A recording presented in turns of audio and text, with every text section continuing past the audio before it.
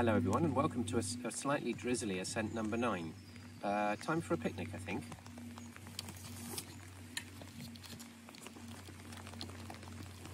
Actually, this is not a picnic, this is a little pot of white plasticine. White plasticine is the kind of the white gold of the Davis program. It is what we use as our main learning medium, because what it does is it enables you not just to study something, but to make it for yourself and to own it. Because when you make something for yourself, you can really say it's mine. In a Davis dyslexia program, the first thing that we do with a client, with somebody that we're working with, after getting them kind of familiar with the clay, is we get them to roll out and make the letters of the alphabet. First the uppercase letters, and then they're taken through a process, and then the lowercase letters.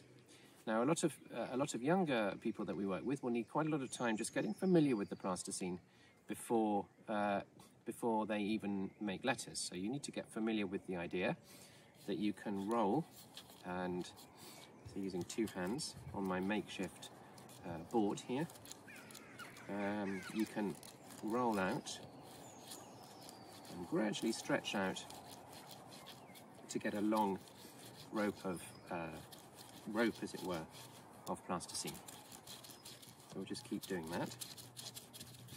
And we're looking for rope that's probably about the width of my little finger. And this works a lot better at a stable table, but we'll see what we can do with this. So here we have a kind of a length of rope forming. Then, using a cutter, we can cut the clay into the shape of a letter. Now, normally in a Davis program, we would have an alphabet strip in front of us.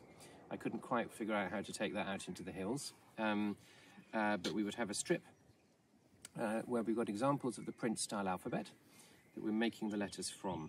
So I'm just going to imagine that strip is there, and I'm going to make an uppercase letter A.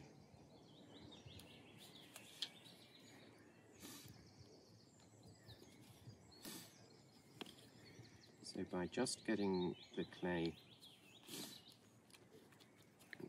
cut to the right lengths, you can end up with a reasonably decent uppercase A.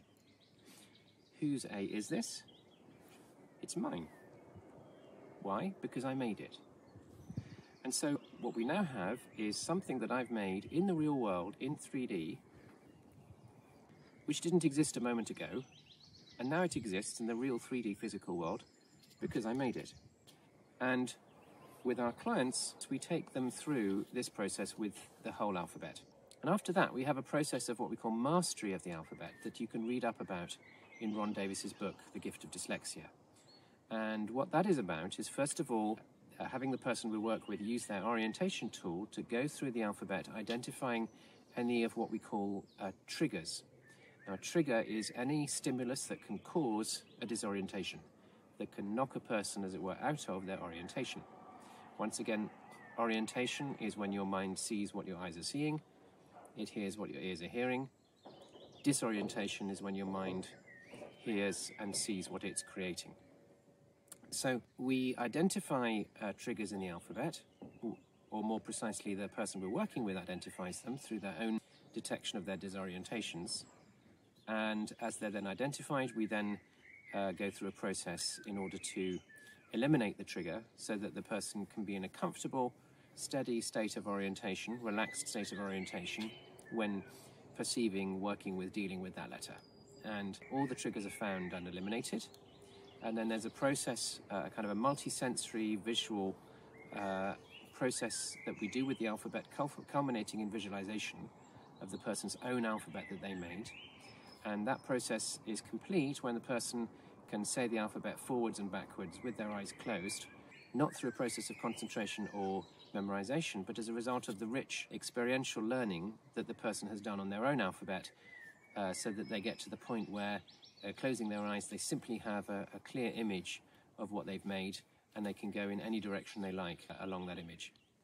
And so that is the first step of what we call Davis symbol mastery, Already after alphabet mastery, it's quite common for the person to have significantly greater ease in their relationship with letters and with texts, but there are lots of further elements to come in a Davis program that enable a person then to acquire ease and accuracy of reading.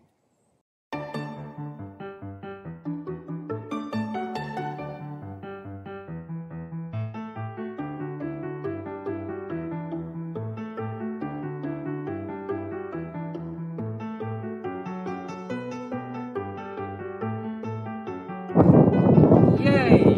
9 ascents, we're halfway there, half of Everest.